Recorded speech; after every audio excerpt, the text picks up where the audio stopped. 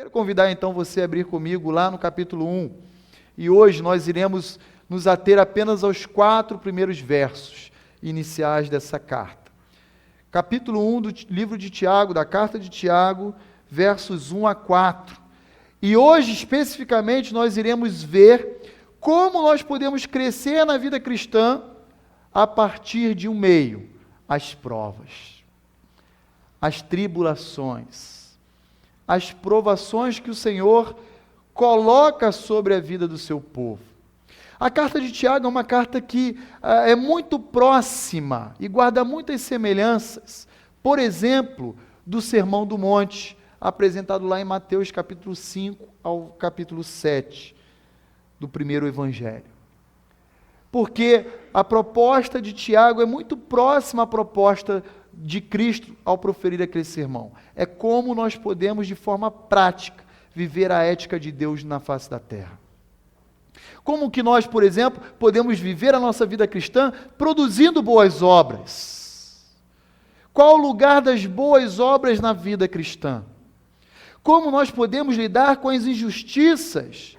E parece-nos que ao olharmos para a carta de Tiago, alguns judeus cristãos, simples, humildes, estavam sofrendo injustiça na mão dos seus empregadores, na mão dos seus senhores que os estavam explorando.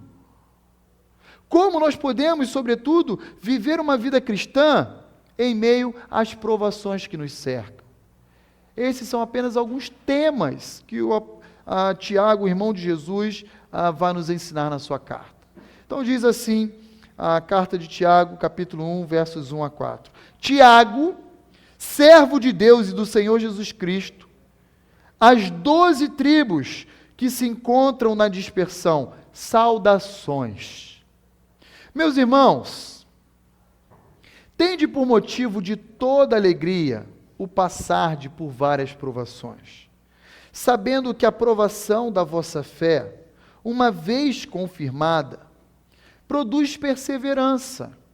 Ora, a perseverança, ela deve ter ação completa, para que sejais perfeitos e íntegros e em nada deficientes.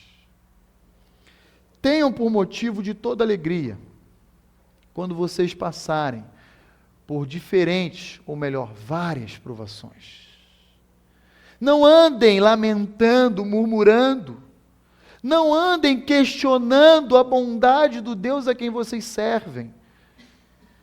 Vivam a sua experiência da perspectiva de Deus, com alegria, com satisfação, com contentamento.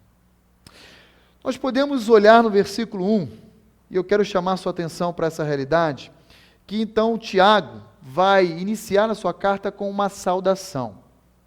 Mas à medida em que ele se dirige ao seu público, saudando, cumprimentando, como era comum nas cartas do primeiro século fazer, Tiago ele vai iniciar a sua carta não enfatizando a sua posição.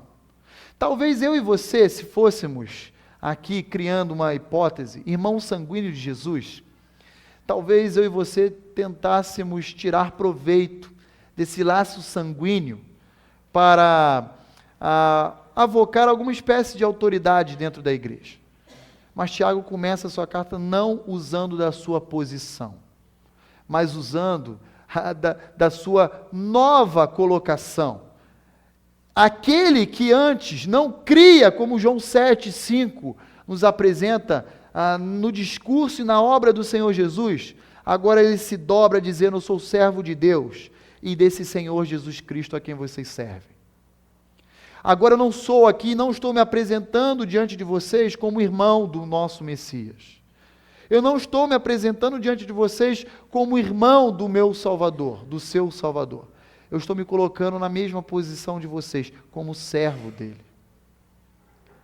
E aí então ele começa descrevendo e direcionando a sua carta aos cristãos judeus. Era comum se dirigir a um judeu, a um bom judeu, como fazendo parte das 12 tribos. Uma menção específica ao povo de Israel. Mas aqui, Tiago não está se referindo ao Israel étnico, mas ao povo de Israel que havia reconhecido Cristo Jesus como o Messias prometido dele. Aqui Tiago está se referindo aos judeus que se dobraram diante de Cristo Jesus, permitindo que ele também fosse Senhor. Senhor deles e Senhor meu, como diz Tiago. Servo de Deus e do Senhor Jesus Cristo. A vocês que estão espalhados, que se encontram dispersos, a palavrinha aqui é diáspora, a vocês que estão experimentando um momento de dispersão, por servirem a Jesus, por declararem que Jesus é o Senhor das suas vidas. A vocês que experimentam a tribulação decorrente da sua fé em Cristo Jesus, eu escrevo. A vocês que pertencem às 12 tribos de Israel. Provavelmente, esses judeus eram aqueles judeus que lá em Atos capítulo 8, verso 1, foram dispersos após o martírio de Estevão, porque a liderança religiosa judaica, a começar do sumo sacerdote, estava perseguindo e retalhando os cristãos judeus. Não se trata aqui de uma perseguição por parte do Estado romano, do Império Romano. Aqui é uma perseguição religiosa, porque os judeus olhavam para os cristãos primitivos e falavam, olha, esse grupo é um grupo de herege. Esse grupo é uma seita, que diz reconhecer em Cristo toda a promessa do Antigo Testamento. Que diz reconhecer em Cristo Jesus a presença do Messias de Israel. Esse grupo é um grupo de herege. Nós não podemos permitir que eles estejam convivendo no nosso meio. E dá-lhe perseguição. E dá-lhe morte, a começar de Estevão. Quando nós olhamos em Atos 12, o rei Agripa I faz passar ao fio da espada quem? Tiago, irmão de João, um dos 12. Tudo em torno de uma perseguição religiosa, tão somente, porque falaram, nós cremos que Jesus é o Filho de Deus. Uma perseguição não estatal, mas exclusivamente religiosa, porque declararam confessar Cristo como Senhor e Salvador de suas vidas. E Tiago diz, olha, vocês que se encontram na dispersão, vocês nada mais são do que forasteiros. Essa é a ideia que Tiago escreve já no versículo 1. Quando ele então saúda os seus irmãos em Cristo, inicialmente, e reconhece a realidade de tribulação de provas que eles estão vivendo, que eles estão passando. Eles não estão sendo perseguidos porque eles falharam, porque eles foram desonestos, porque eles cometeram algum tipo de crime. Eles estão sendo perseguidos porque eles simplesmente confessaram Cristo como Senhor e Salvador das suas vidas. E infelizmente, irmãos, essa realidade de cristãos dispersos não é uma realidade exclusiva do primeiro século. É uma realidade que hoje muitos irmãos nossos, espalhados por toda a face da terra, especialmente na janela 1040, e reconhecido como igreja perseguida, vive. Essa é uma realidade que permeia a história da existência da igreja ao longo do século. Essa não é uma realidade específica daqueles cristãos do primeiro século. Se enganam aqueles que pensam que a vida cristã é um mar de rosas. Se iludem aqueles que pensam que ao entregarem sua vida a Cristo Jesus, eles vão adentrar a uma colônia de férias. Essa não é a mensagem do Evangelho. Esse não é o Evangelho do reino que o Senhor Jesus pregou entre os homens. Pelo contrário, o nosso Salvador disse, em João 16, verso 33, que no mundo nós teríamos aflições. Eu sei, você sabe muito bem do que eu vou dizer, que por aí afora existem igrejas com slogan dizendo assim, ó, pare de sofrer. E uma pomba assim, linda, muito bela, inserida num contexto de um coração vermelho, dizendo, ó, venha para cá e pare de sofrer. Essa não é a proposta de Cristo. Cristo nunca falou que nós, ao seguirmos Ele, iríamos deixar de experimentar momentos de tribulação. Essa não é a mensagem do verdadeiro e genuíno Evangelho. A mensagem do Evangelho é uma mensagem de tomarmos a nossa cruz diariamente, negarmos a nós mesmos e seguirmos a Cristo Jesus. Essa é a mensagem do Evangelho. Paulo, lá em Atos, capítulo 14, verso 22, nos diz ainda o conteúdo dessa mensagem do Evangelho verdadeiro e genuíno, através das seguintes palavras: é através de muitas tribulações que nos importa entrarmos no reino de Deus. É através de tribulações, de provas, que vão caracterizar a nossa entrada no reino de Deus. Não é através de paz, de prosperidade, de conforto, que importa que entremos no reino de Deus. Aliás, o autor da carta de Hebreus, ao se referir ao céu, ele diz que lá é um lugar de descanso. Por que será que ele usa essa expressão? Porque ele sabe muito bem que os cristãos judeus estavam sofrendo uma tribulação que iria caracterizar toda a sua vida, ou pelo menos o restante dela.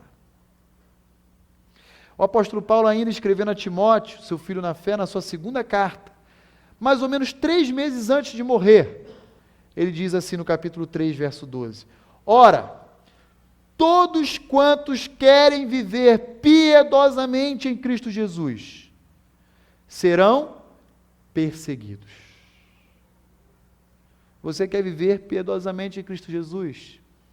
Então tenha consciência que você não vai viver uma colônia de férias, que você vai viver tribulação. Conheço pessoas, irmãos em Cristo, irmãos na fé, que depois que se converteram, me procuraram e falaram: pastor, minha vida deu um pontapé, virou assim, ficou de pernas para o ar. Eu estava indo bem e de repente tudo começou a dar errado.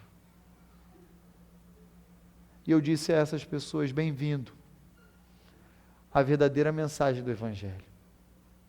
Ainda há aqueles que me procuraram também e me disseram: pastor, como tem sido maravilhoso depois que eu me converti ao Senhor. Tenho descansado, tenho usufruído de momentos de grande paz e alívio. E eu sempre digo a essas pessoas o seguinte: aproveite e viva intensamente esses dias, porque eles estão contados. Ah, pastor, bate na madeira, está jogando praga. Não. Sabe por que não? Porque o Evangelho de Cristo diz isso aqui, ó: todos nós que queremos viver piedosamente, ao nos propormos a obedecer o Evangelho de Cristo, essa mensagem do reino, nós iremos ser perseguidos. Iremos experimentar momentos de dores, de dificuldades, de tribulações, tão somente porque decidimos confiar a nossa vida a Deus. Queria ler para vocês apenas uma parte de uma carta datada do início do 2º século. Esse é um documento histórico, é um documento legítimo, produzido por um pagão, que quis descrever um pouquinho a realidade da igreja do 1º século, que estava ali adentrando o início do 2º século. A gente não conhece a autoria desse indivíduo, do autor dessa carta, mas nós temos convicção de que ele escreveu provavelmente ao imperador romano Adriano. E o nome dessa carta, o nome dessa obra, chama-se Epístola a Diogneto.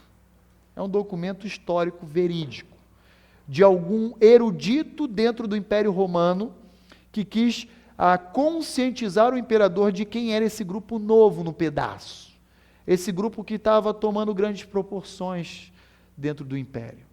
Então, diz assim o prefácio dessa carta: um pagão culto, desejoso de conhecer melhor a nova religião que se espalhava pelas províncias do Império Romano, impressionado pela maneira como os cristãos desprezavam o mundo, a morte e os deuses pagãos, pelo amor com que se amavam, queria saber que Deus afinal era aquele em quem confiavam e que gênero de culto lhe prestavam.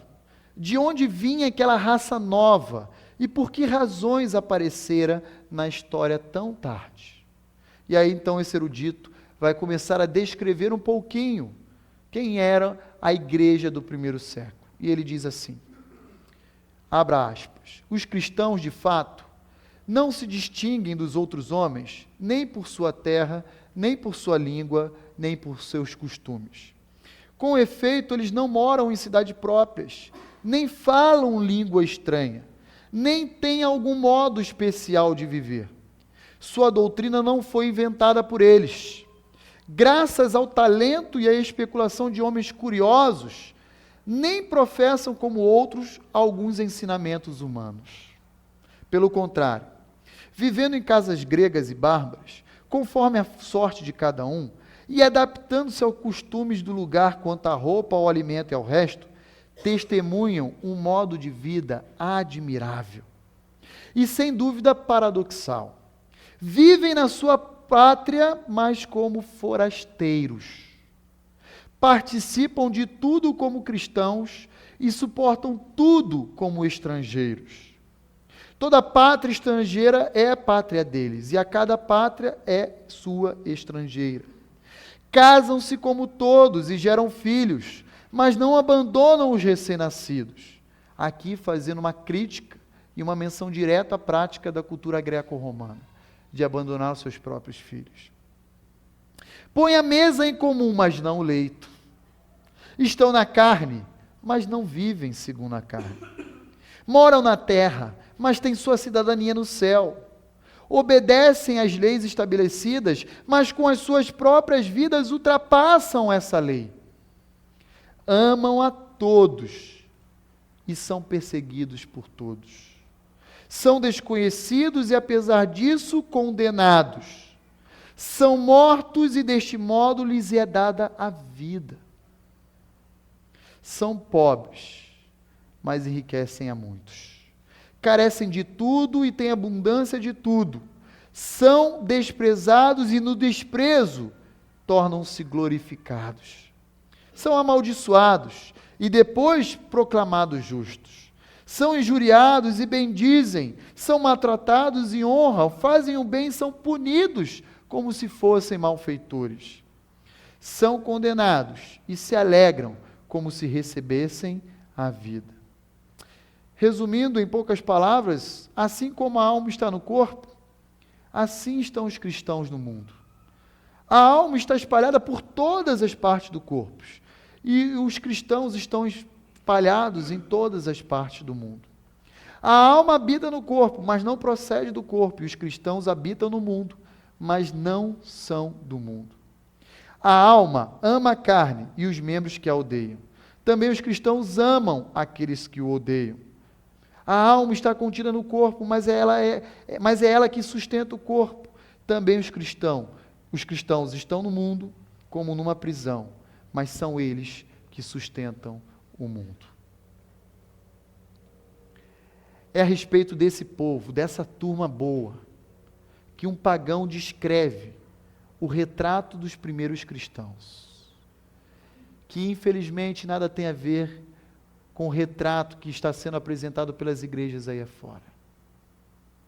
Por isso, Tiago diz, eu, servo de Deus e de Cristo Jesus, como vocês, escrevo as 12 tribos que se encontram na dispersão, saudações. a paz do Senhor. Precisamos ter a consciência que o que Tiago nos apresenta na sua carta é que a provação é um método didático de Deus para produzir maturidade, crescimento na nossa vida cristã. Por isso ele vai continuar dizendo a partir do verso 2, qual deve ser a atitude que eu e você devemos ter diante das provas que nos cercam. Quais são as atitudes que nós devemos ter diante das tribulações que nos afligem? E ele começa dizendo, meus irmãos, queridos, tenham por motivo de grande alegria quando vocês passarem por várias provações. Olhem para os momentos de turbulência da sua vida, da perspectiva de Deus. Lembre-se, uma fé madura e aprovada aos olhos de Deus é identificada, é percebida pela maneira como respondemos às situações reais da vida. Uma fé aprovada diante de Deus, ela é identificada e percebida pela maneira como nós lidamos com a tribulação. Por que o justo sofre? O cristão sofre? Por que um pai de família é demitido? Por que uma criança, ainda pequena, é diagnosticada com tantos problemas de saúde? Nós podemos não compreender, mas Tiago vai nos dizer, creia, que o Deus a quem servimos, Ele é soberano, Ele é bom, e Ele está conduzindo e governando a história da nossa vida para o lugar em que Ele quer nos levar. Diante dessa percepção, queridos irmãos que estão dispersos, encare as lutas, não murmurando, não lamentando, não questionando a bondade de Deus. Mas por que, Senhor? Por quê? Quando eu era criança, tinha um desenho chamado, acho que era Lip Hard. Lembram desse? Parece que era uma hiena, né? Não sei se era uma raposa, não sei que espécie é. Era uma hiena, né? E ele falava assim, ó Deus, ó vida, ó azar, ó céus. Tiago está falando, não haja como o Lip nem o Hard. Haja com contentamento, com plena satisfação, com alegria. É verdade, querida igreja, que nós iremos sofrer prejuízo nas provações. É possível que ao olhar na sua vida, lá na sua idade adulta e idosa, e você olhar para trás, e lembrar de todas as provas que você experimentou, você vai obter perdas. Eu quero dizer que nossos irmãos do primeiro século também tiveram muitas perdas. Essa diáspora não saiu barata. Aqueles cristãos tiveram que deixar seus lares, suas casas, seus bens, seus empregos, suas histórias de vida, de família, e tiveram que deixar tudo isso e recomeçar do zero, em lugares diferentes. Essa turma saiu de Jerusalém, e Atos 8 diz, versículo 1 e versículo 4, que eles foram para a Judéia, para Samaria, e para lugares daí por diante. É possível que nós venhamos sofrer perda, porque isso faz parte da mensagem do Evangelho, tomar a sua cruz. Isso não tem a ver com a teologia triunfalista que se prega aí fora. Não, você é cabeça, você não é cauda.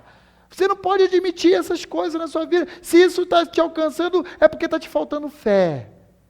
Isso não é a verdade do Evangelho.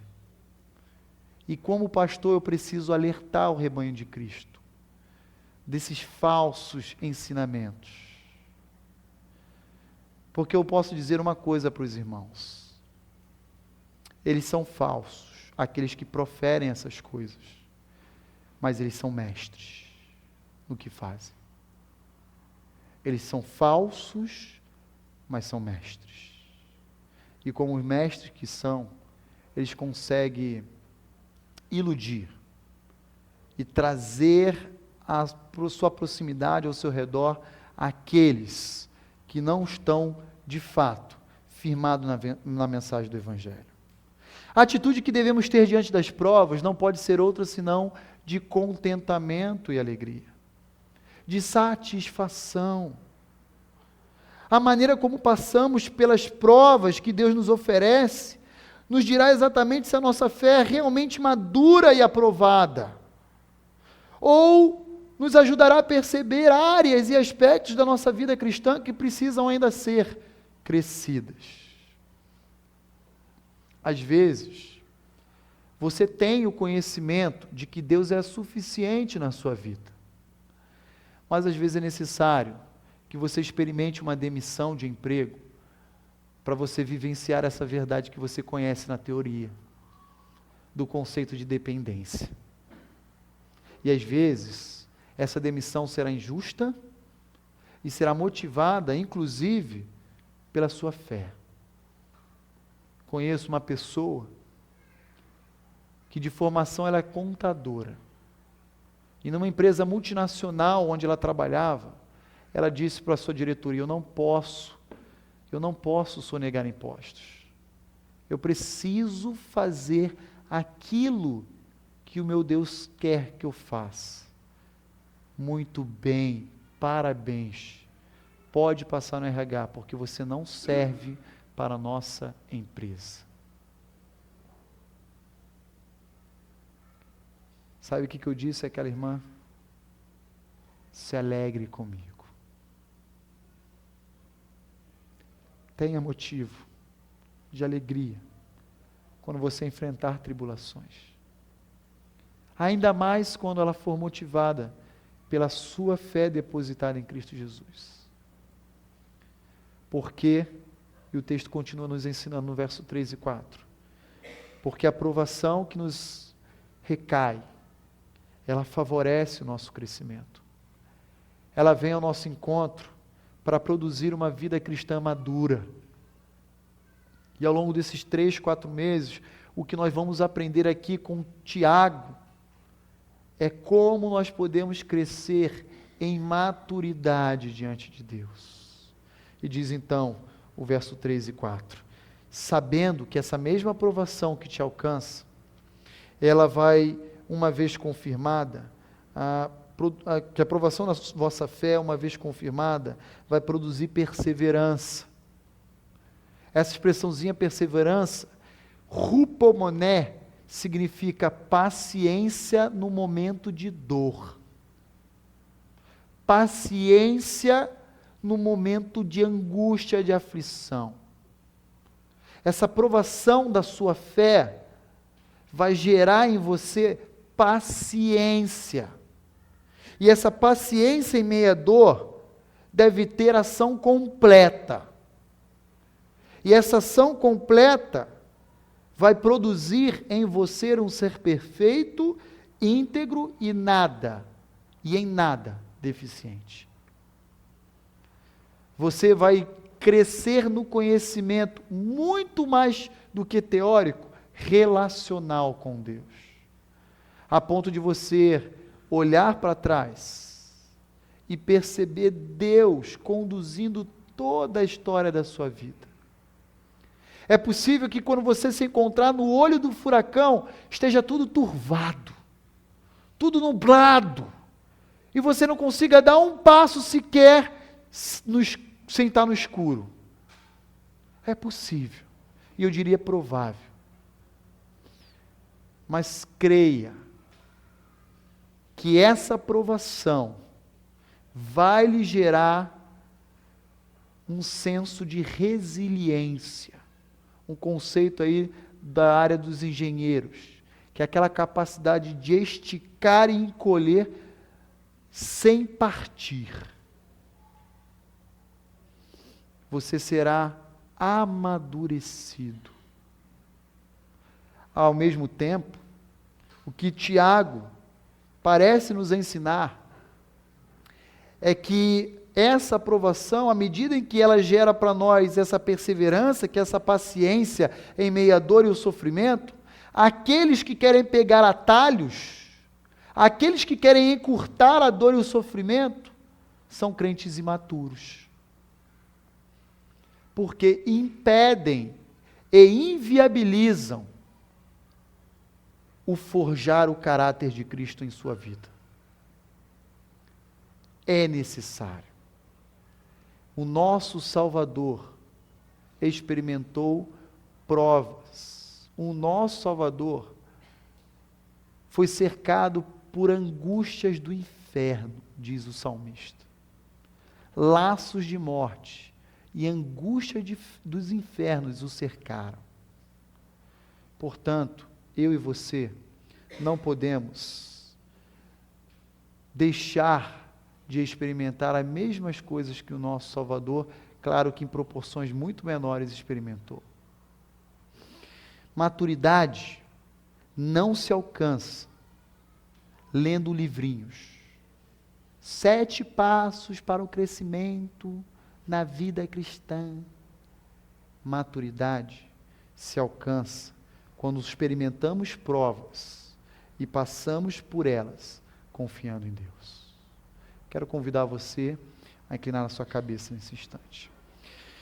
Senhor, nós te louvamos, ó Deus, porque o Senhor